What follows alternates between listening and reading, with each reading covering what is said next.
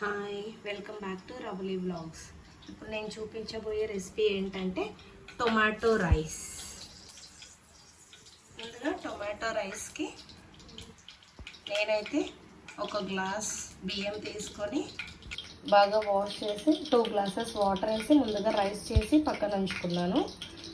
ముందుగా tomato rice చేయడానికి ఇలా 2 టమాటాలు, ఒక ఆనియన్ తీసుకున్నాను. ఒక టొమాటో ఇలా పొడుగ్గా కట్ చేసుకున్నాను, ఒకటేమో చిన్న చిన్న ముక్కలుగా కట్ చేసుకున్నాను. ఆనియన్ కూడా అలాగే కొన్ని చిన్న ముక్కలు, కొన్ని పొడుగ్గా కట్ చేసి పెట్టుకున్నా. అలాగే కరివేపాకు, కొన్ని చిన్నగా కట్ చేసి పెట్టుకున్న వెల్లుల్లి, కొద్దిగా అల్లము, వెల్లుల్లి దంచి పెట్టుకున్న పేస్టు, కొత్తిమీర, పచ్చిమిర్చి. టొమాటో రైస్ ఎలా చేయాలో చూపిస్తాను రండి.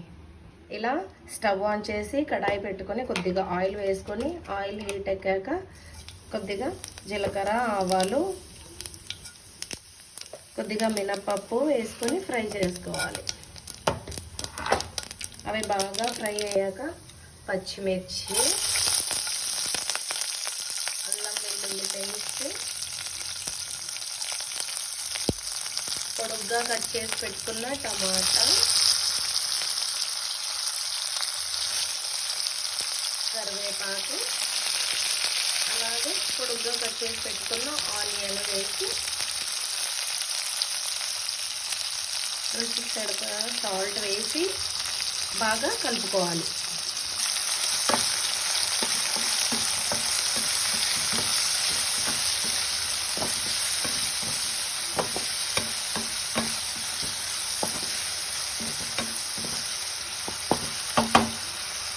కలుపుకొని అలాగే కొద్దిగా పసుపు కూడా యాడ్ చేసుకోండి.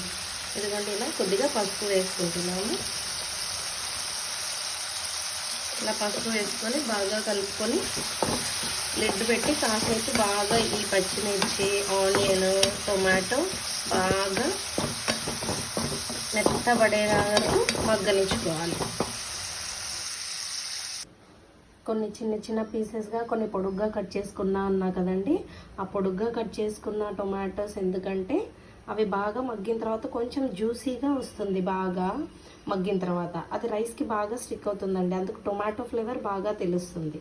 ఈ చిన్న చిన్న ముక్కలు ఏంటంటే చూసారు కదండి, ఇలా టొమాటోస్ అన్నీ బాగా మగ్గిపోయి కొంచెం గుజ్జులాగా వస్తుంది బాగా మెత్తపడినందుకు. ఇప్పుడు ముందుగా కట్ చేసి పెట్టుకున్న వెల్లుల్లి ముక్కలు వేస్తుంది.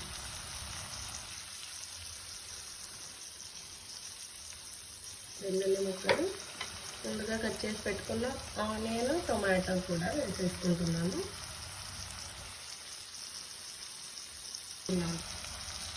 ఇది కాస్త కలుపుకొని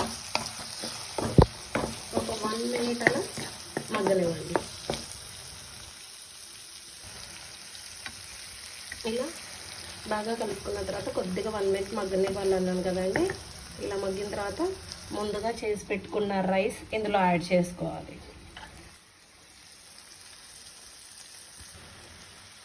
ఇందులోకి కొద్దిగా గరం మసాలా వేసుకుంటున్నాను, కొంచెం ఒక 1/2 స్పూన్. బాగా కలుపుకోవాలి.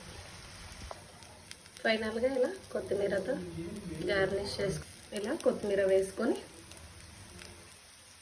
సర్వ్ చేసుకుంటే ఎంతో టేస్టీగా ఉండే టొమాటో రైస్ రెడీ అండి.